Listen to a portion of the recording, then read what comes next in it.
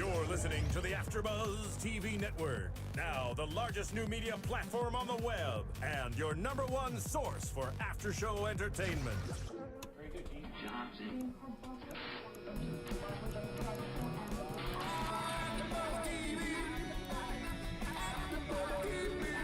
From the AFTERBUZZ Studios in Los Angeles, California, presented by Maria Menounos and streaming live thanks to Akamai Technologies. This is AFTERBUZZ TV's Ravenswood After Show. We'll break down tonight's episode and get you all the latest news and gossip. And now, another post-game wrap-up show for your favorite TV show. It's AFTERBUZZ TV's Ravenswood After Show. And now you're mine. You can't stop the things I do. Hi Ravenswood fans, Bing is for doing. We are doing another recap of Ravenswood. So this is season 1, episode 2, Death and the Maiden. A lot of scary things happening, and it's not even Halloween yet. I know. How creepy. They really went for it this week. It was super creepy. I was too. I was kind of closing my eyes for a second not to see. I know, and I was just like, oh, there was blood and just like music turning on randomly. It definitely felt like a Halloween week episode. Yes. See, we even have the random music going. We're trying to be a little festive. Yes. I was actually hoping they weren't going to show the scene where Miranda is being, open up, but we'll get to it. Let's start off with opening the scene in the episode. We see a recap of last week, how they fell into the water, the car fell into the water, and we see the teens being transported to the hospital in an ambulance. I was glad there was no time lapse there. Like, I like that they jumped immediately into that, and we kind of saw the ambulance and them going into the hospital, and Miranda, of course, being raced into the hospital, and all the others seemed miraculously kind of uninjured. They did. No water damage. Their hair was fine. They didn't have any damage, it seems so. Yeah. But, we do see Miranda being rushed, and she's the only one that's in critical condition. And soon after, they do announce that Miranda has died. She's passed away. Caleb is freaked out.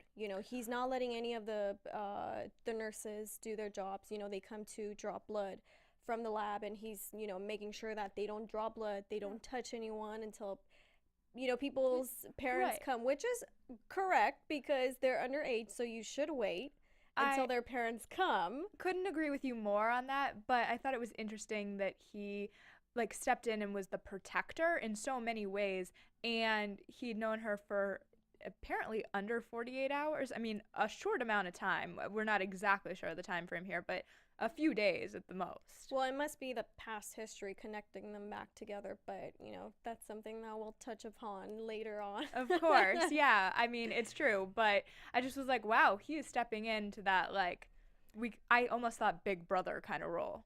I think because he was with Miranda, and they did experience a lot of the same things as soon as they stepped into Ravenswood, which is why he felt like he needed to ask questions, he needed to protect these people, because all he knows is that he's the only one experiencing these things. He doesn't know that maybe the town, it's normal for them. Yeah. So, he does mention to Remy that he doesn't think Miranda just grabbed the wheel out of nowhere. He thinks that she saw something. He doesn't know what it is. And I was wondering if Remy was playing devil's advocate on that. I feel like they all must know there was some reason she turned that wheel. They don't seem to think that it was a suicide wish or what have you. There had to be some other reason. So I was wondering if she was in some ways just playing devil's advocate.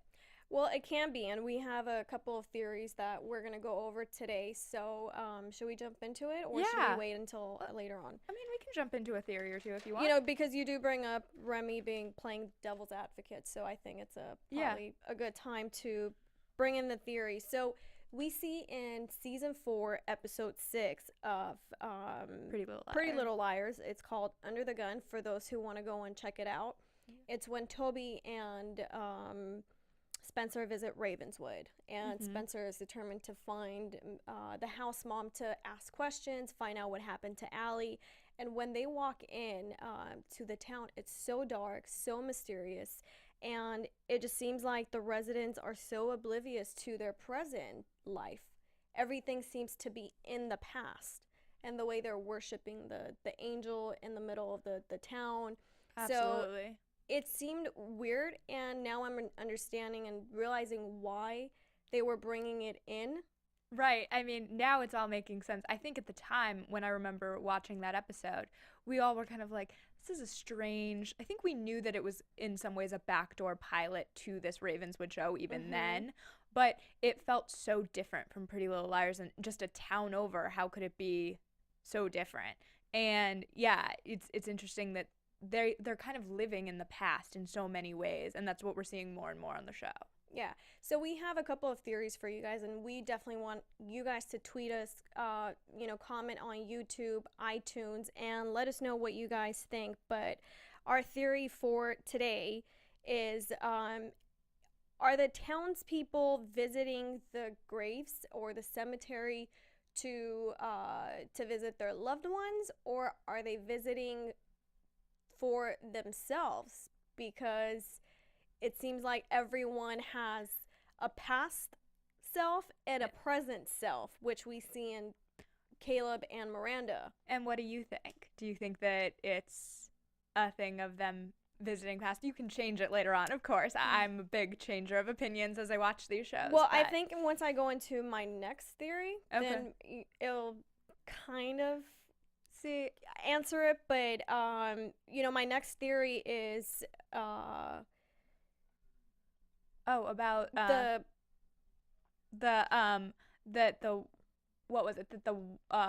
So my next theory is, are Caleb and Miranda sent from the past to the present to break this curse? And with the help of their friends, will they be able to actually break the curse? Because it seems like it's a generational thing, and it's a cycle that keeps on happening, and it's the same events that happen triggers a next event to take place, which is usually a death, and it includes the number 5. I love this theory that like they are coming from the past and kind of manipulating time.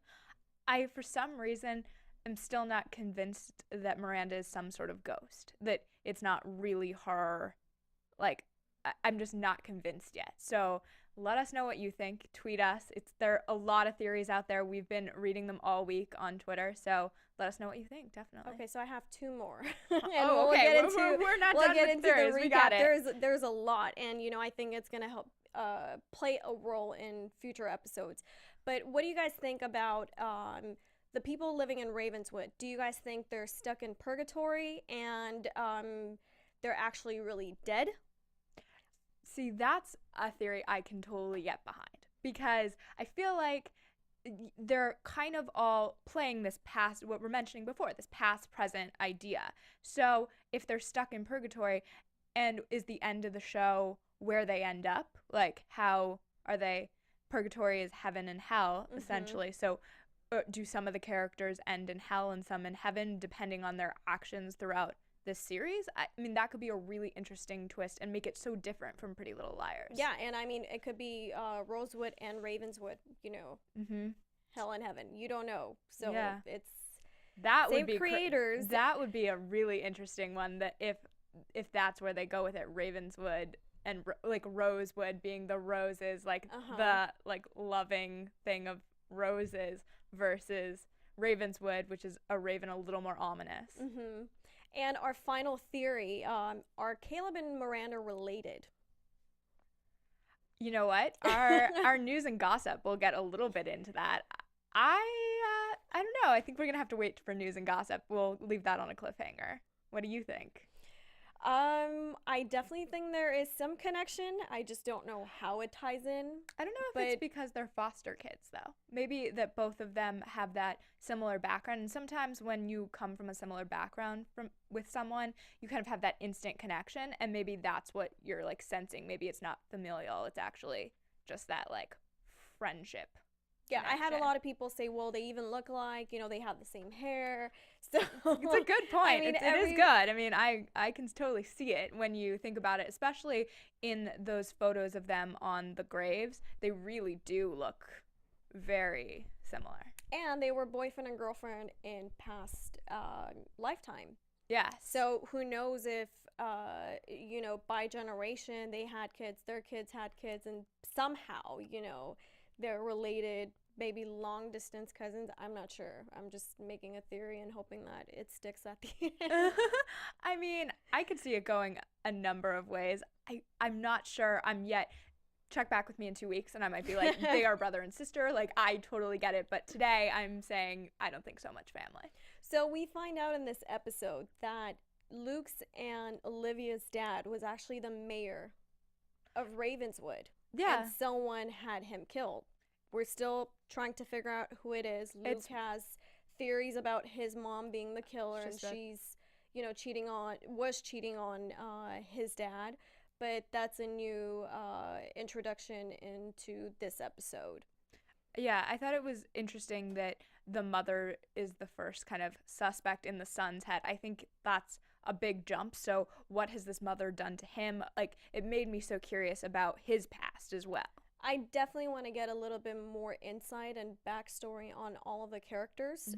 With Caleb, we pretty much have we have an upper hand with him being introduced in Pretty Little Liars, but we still don't know his real past. I was about to say, we know his Rosewood past, like Hannah and those experiences and his experience with his uncle/dad, but we don't know how he ties into these other 4 individuals in Ravenswood. Okay, so let's get into talking about Miranda and Caleb.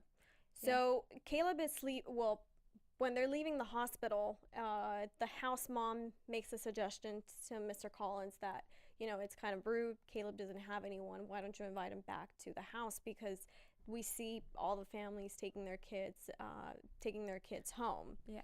And Collins invites Caleb to stay with them for the day.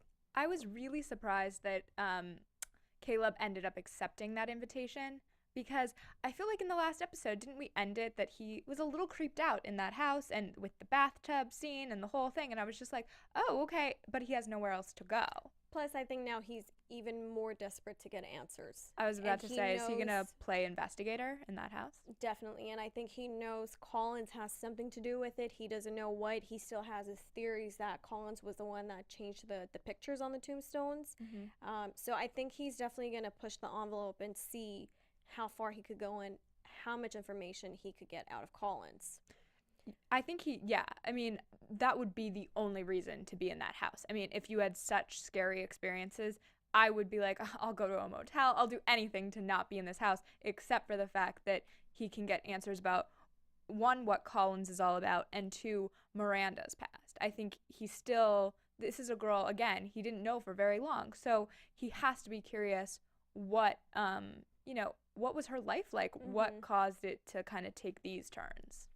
And, when he's in the house, he's taking a nap on, the love chair, and he has what he thinks is a dream of Miranda coming into his dream and walking him through the car accident of what really took place, and showing him what was standing in the way of the vehicle that caused her to take control of the wheel and make the car, turn the car into the water. I know Miranda claimed towards the end of the episode that it wasn't a dream, that she was there. I still question that. Was it a vision, a dream? Like, I wasn't sure where that everyone believes in... Everyone has their own beliefs, obviously. Yeah. Some believe in premonition, some believe in dreams, some believe in, just different things. So I think at the end, it all comes together, and there's one element, obviously, that makes people see things, and some people, dream and it comes true. Yeah. So is it forces greater than us trying to tell us something that we don't know about? Yeah, maybe it doesn't matter how Is he it was because getting they've that lived? information. Is Yeah. it because they've already lived through it? Now they're trying to Share that information. share the information to stop us from making the same mistake once again. Yeah. Is it the cycle that they're trying to break? Speaking of all of that, I thought it was so interesting when I believe it was Caleb and Remy were talking about, did they make a mistake taking just Miranda, and it was supposed to be all four of us, talking about those bigger, greater powers, and whether or not. I loved the line about the pizza too. I was like, what a light moment in the middle of all this intense drama. Yeah. So I don't know. I just thought it was an interesting point in that capacity that, what is meant to happen. And it seems like that's going to play a big role in the show. Oh, definitely. And I like how even in the second episode, they try to tie in Hannah and bring in Pretty Little Liars into it, where the house mom walks into Caleb, just freaked out from his dream, and is asking him if he's called Hannah and checked in on her, because they were here finding Allison, and Allison is long gone, and Caleb starts questioning her, and I think he's gonna actually get more help from the house mom, and finding answers and what really is happening, because she seems to have all the answers, but she can't share them. I know on our Pretty Little Liars show we talked about whether she was good or evil, and tonight in this episode I felt like she was more good than evil. She seemed to want the best for Caleb and to protect him in some capacity. I don't know if that'll all change and she has another ulterior motive, but tonight, good. And we also see Miranda sharing with Caleb in the dream that she has a bag which was stuck in the car. So she asks Caleb to get the bag because it has information that he's gonna need. So we'll get into that after, but I want to see what you think about the weird, creepy book that fell on the ground, and it was called we both wrote Leaves of Grass.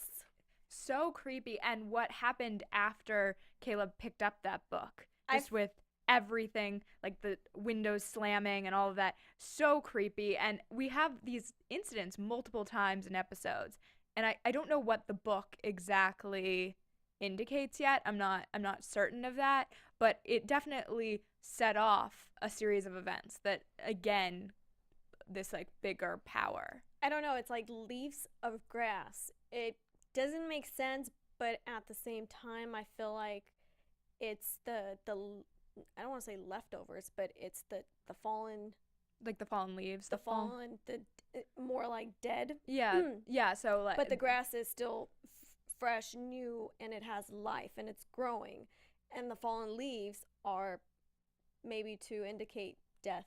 I don't know, I'm just guessing, but I also thought it was more of a spell book. I want to know more about it. I think we kind of saw a few highlighted lines. If you could pick those out and you want to tweet us, let us know, because we were definitely trying to pick out what those lines were in the book. As soon as he starts reading, everything starts moving around him. Right. And I just thought, because we had that moment of the episode where that happened, but there were other times too, and so it's not just the book that's causing it. There's something greater there. There's definitely forces around them. And Miranda reveals later on, when Caleb is reading the note that he found in her bag, the note that Miranda's mom wrote for her even before she was born, which helped her locate where Caleb was based on the voice. And she said it was really difficult, but because he started reading the letter, she found him. Yeah, and he was up in what appeared to be, I guess, the guest room. I don't think it was actually her room. I think it was a guest room in the house. But also, speaking of this greater power, do we think that scary, scary dog in the junkyard where the car was that a greater power, or was that just a junkyard dog that... I don't know. I honestly don't know. It can be. It can be, greater power. Maybe someone who was punished came back in another form. I really don't know. Yeah, I mean, that dog was after them, though. I mean, intensely after them. And it was smart of Caleb to get the dog in the car for at least a bit, and then something again in that area happened, and the dog miraculously escapes the car and gets out and then goes after them. And, I really want to know who the lady is that's standing on the bridge. But I also want to know who are the...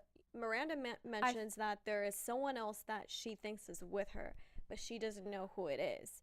So do you think it could be her mom? It's a great question. I'm not sure yet. That's another one where I feel like it could be her mom. It could be some vision of herself. That was the other thought I had, because there's all this going on, so maybe a vision of herself.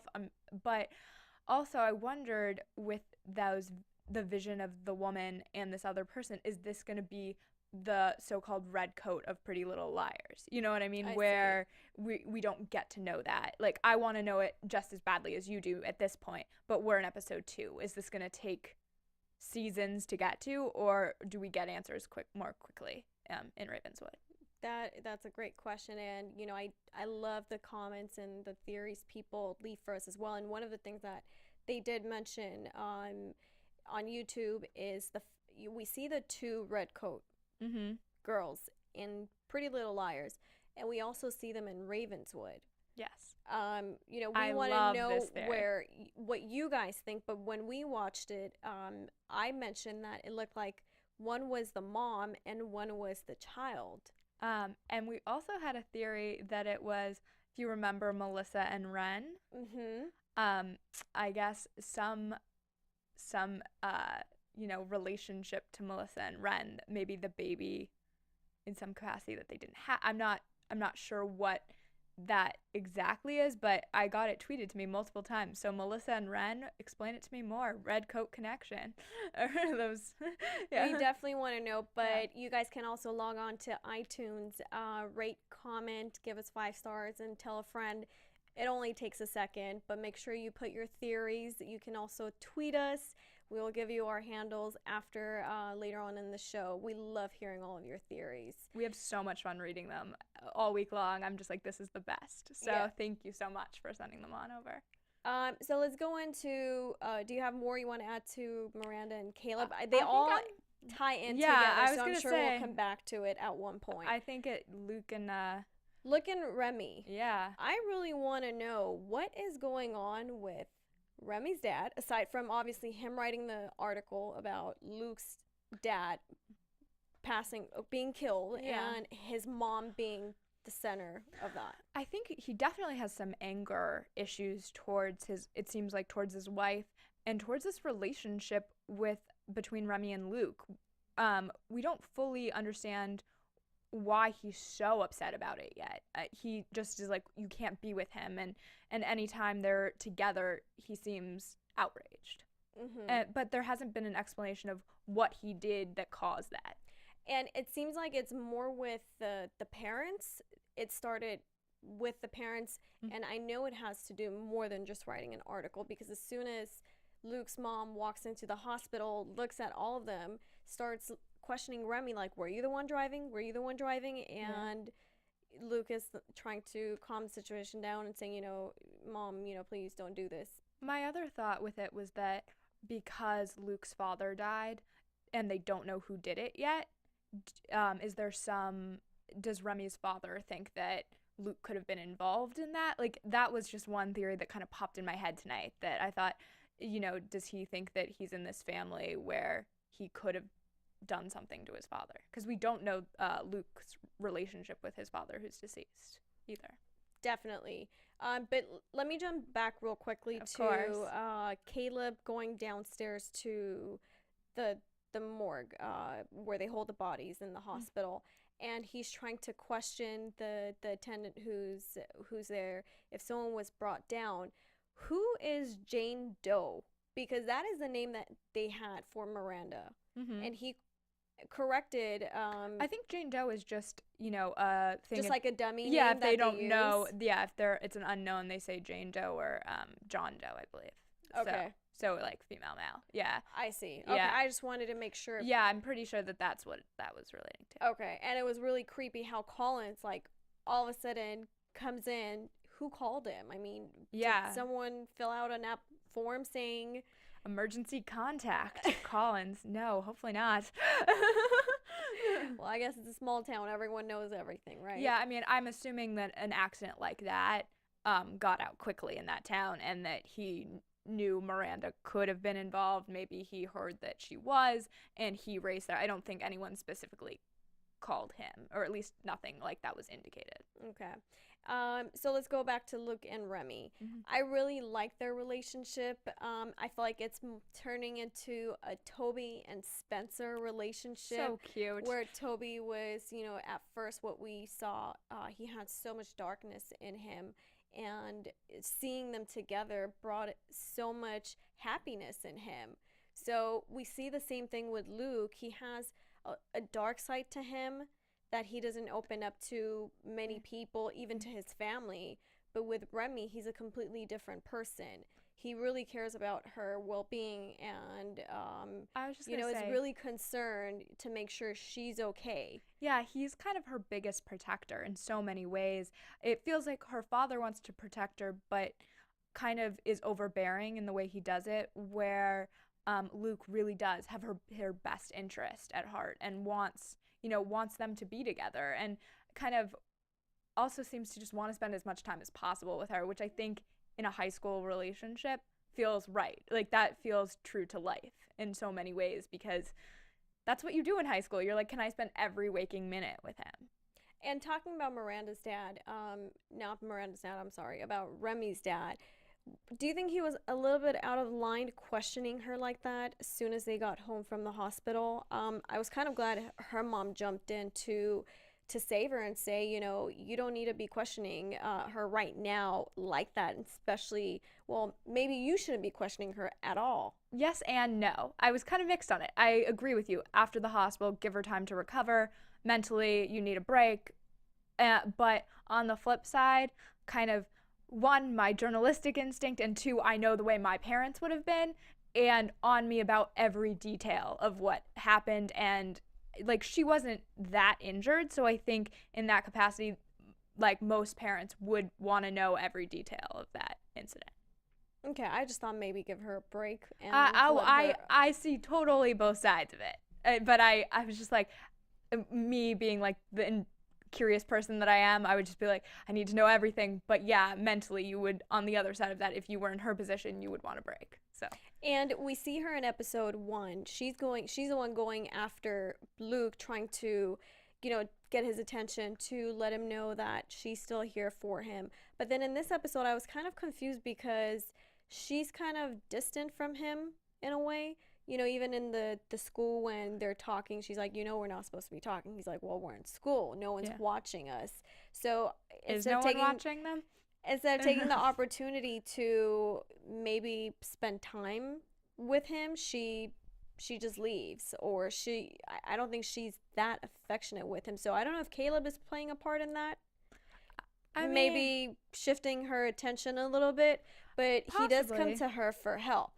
He tells her, he needs to get into her car. Miranda left a bag that he needs to get, and she says that it's at the junkyard. The junkyard. But the police haven't seen it yet, so maybe it's like a police holding area. I'm not sure exactly what that area was, but all fenced in and kind of looked junkyardy.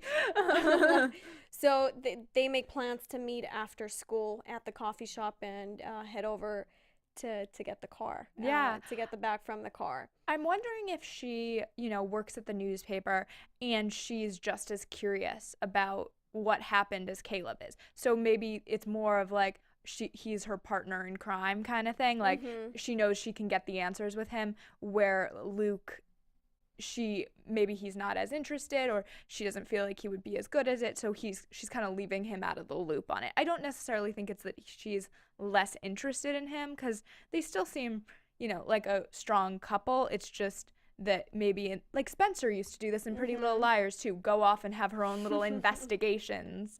So maybe this is kind of mirroring that in a lot of ways. So they go to the junkyard, and it's a mission trying to get that bag. We mentioned the dog. We cannot forget the dog. The window, the car window, Oh, yeah, that was scary. Smashing her. I was like, please step away from the windows. I'm so done with windows from Pretty Little Liars all the way to Ravenswood. Yeah. Once she stuck her head in, and I was just like, get it out of there. Grab what you need and get out. I know. And, of course, Caleb comes to the rescue, breaks the window, and as soon as think they're free, here comes the dog chasing after them. So thank God Luke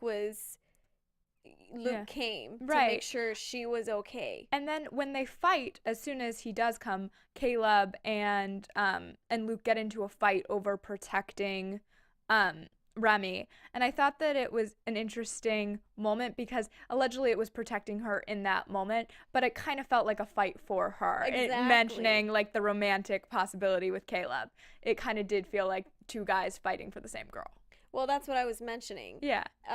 But Luke also has a similar experience when he's in the gym working out, and all of a sudden the lights go out and the weights fall on him.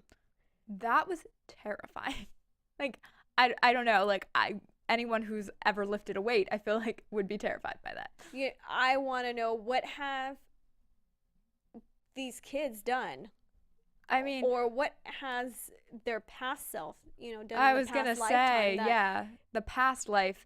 I wonder about, or as we mentioned earlier, past to present. Like, what's going on here? That there's this chase for how did these 5 get pegged in this way? Because we see other kids. It's not like they're the only 5 in this town. I want to know what their interconnections are, that they're the, I hate to say chosen 5, but selected. Yeah. It's definitely interesting, and I'm still trying to come up with theories, but I can't. So let's talk about Olivia a little bit. She seems like she's the one that's living her life a little bit, and not getting involved too much in what's going on. But it's kind of slapping her in the face in a major way. I mean, we saw in the pilot that she, of course, was kind of targeted at homecoming with, I guess, the red paint or blood, I think we debated it last week, being splattered all over her beautiful dress. But at least it's not forces.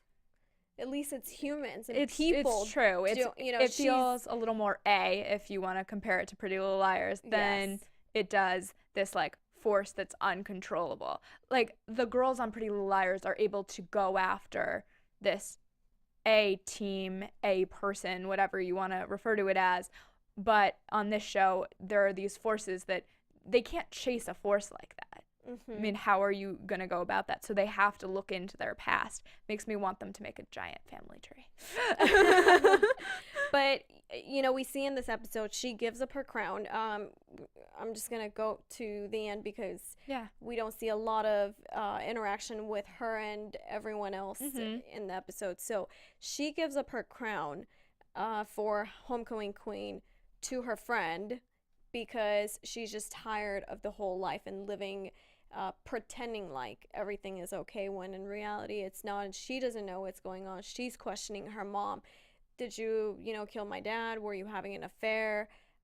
What's going on? Because now she's coming out with all of these questions, and what seemed to be speculation from her brother's end is now turning into her own thoughts.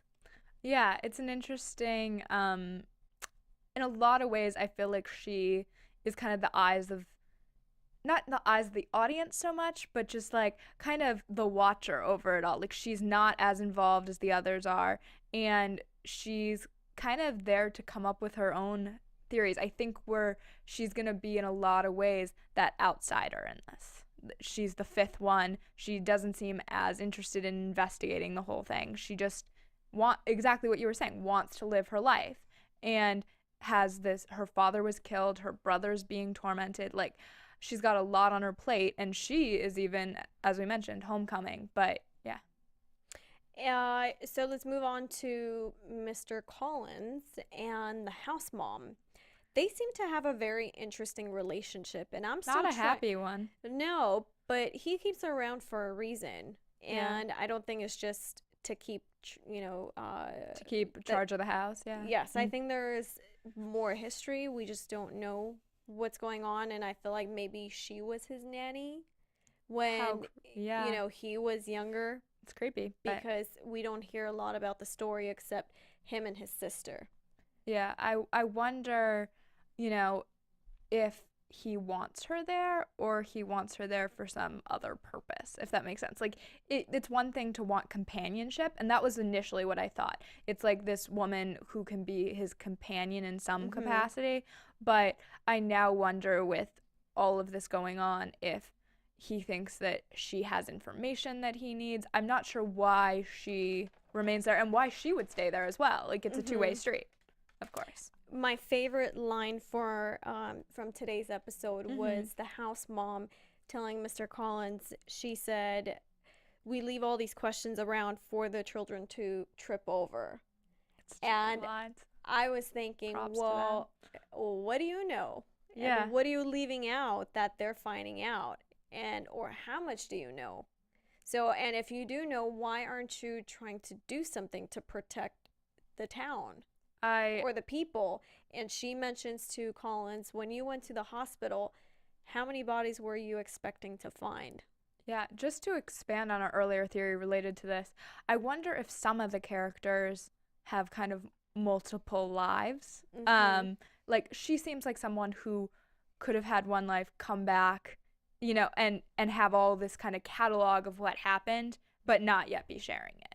But some of them could be, this is, they're trying to figure it out, if that makes sense. So it could be a mixed. It can be, because we see in the future episode when Caleb and Remy are talking, and Caleb is telling the rest of them that he's seen Miranda and he's heard, and he mentions the word ghost, and none of them look surprised. Yeah. It seemed like it was kind of commonplace, normal for them. So maybe some people have accepted these forces and have taken them as part of their lives. Yeah. And some are in denial. And maybe the house mom is the one that has accepted it and used what they've told her to play out her life. It's a good point. We should also mention before we move on that Caleb, of course, did call Hannah. She wasn't completely ignored. We were worried that we were never going to see Hannah ever again.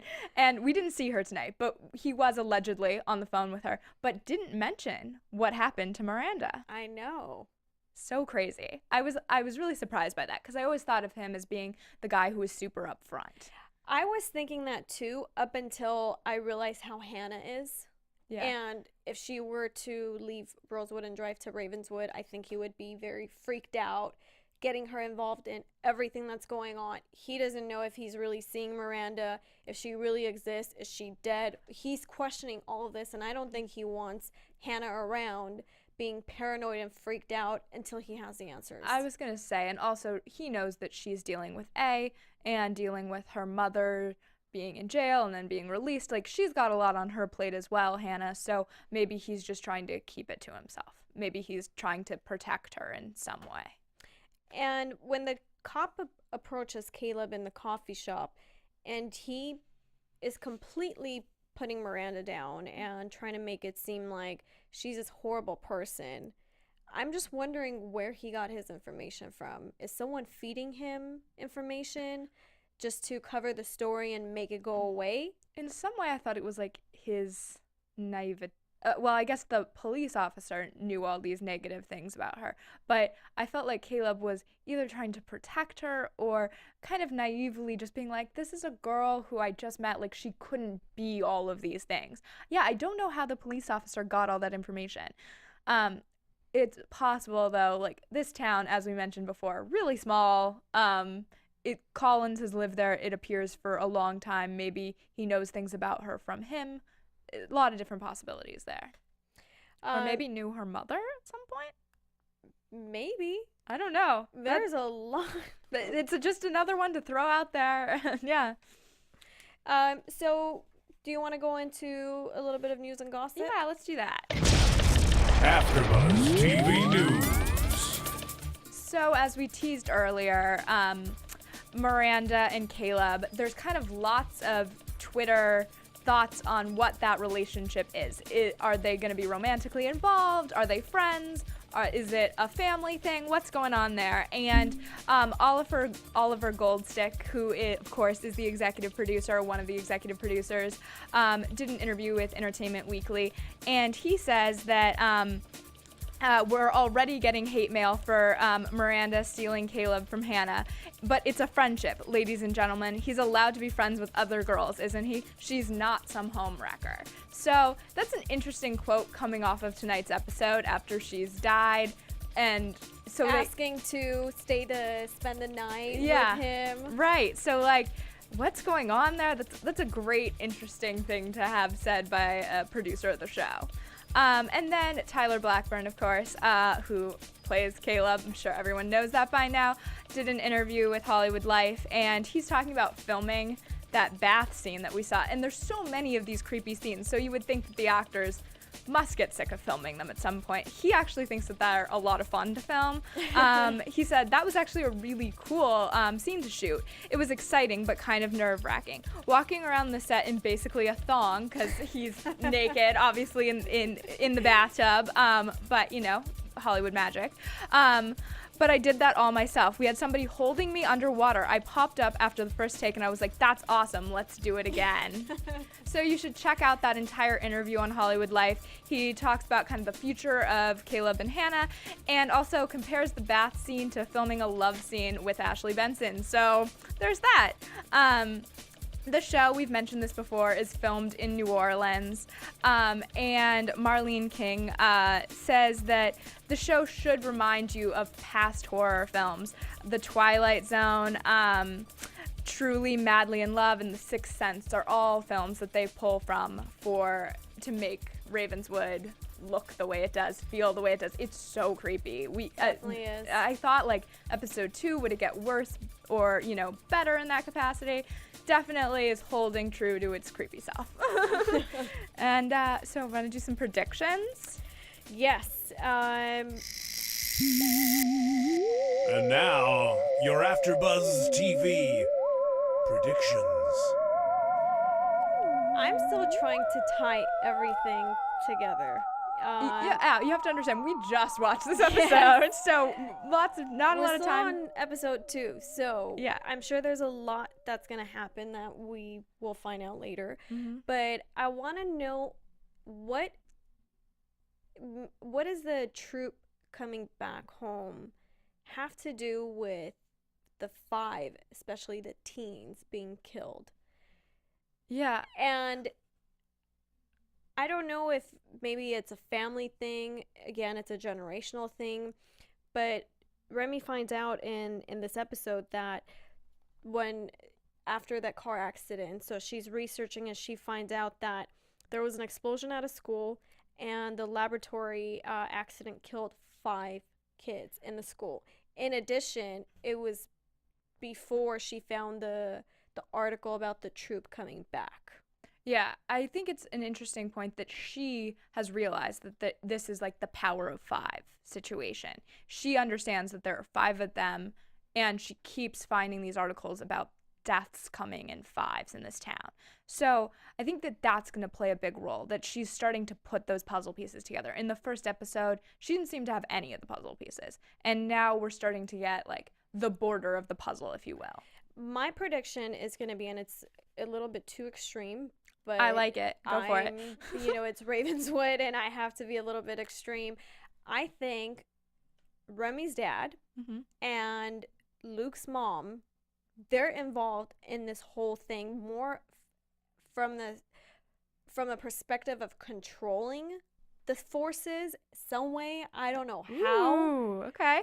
But I feel like that's why Remy's dad is trying to keep her so close, to watch everything that she does, to make sure he finds out what she finds out. And even going back to episode 1, as soon as Caleb's name came up, he rushed. Yeah. Like, how do you know who this person is? And do you know every single name off the top of your head that's passed away? It's an interesting one. See, I had a similar but different prediction. I thought that Remy's father and Caleb, or not Caleb's mother, that Luke's mother, were in some sort of romantic entanglement, an affair of some sort, and that's why he doesn't want his daughter dating Luke, because he knows what he's doing with his mother. Ah, that's very interesting. Yeah. Well, thank you guys so much for watching. Until next time, where can everyone find you? Yeah, you can find me on Twitter at Stephanie Wenger. And you guys can find me on Twitter and Instagram, Real Emma K. Please don't forget to check out emmakcloset.com. From executive producers Maria Menounos, Kevin Undergaro, Phil Svitek, and the entire AfterBuzz TV staff, we would like to thank you for listening to the AfterBuzz TV network. To watch or listen to other after shows and post comments or questions, be sure to visit AfterBuzzTV.com. I'm Sir Richard Wentworth, and this has been a presentation of AfterBuzz TV. Buzz you later. The views expressed herein are those of the hosts only and do not necessarily reflect the views of AfterBuzz TV or its owners or principals.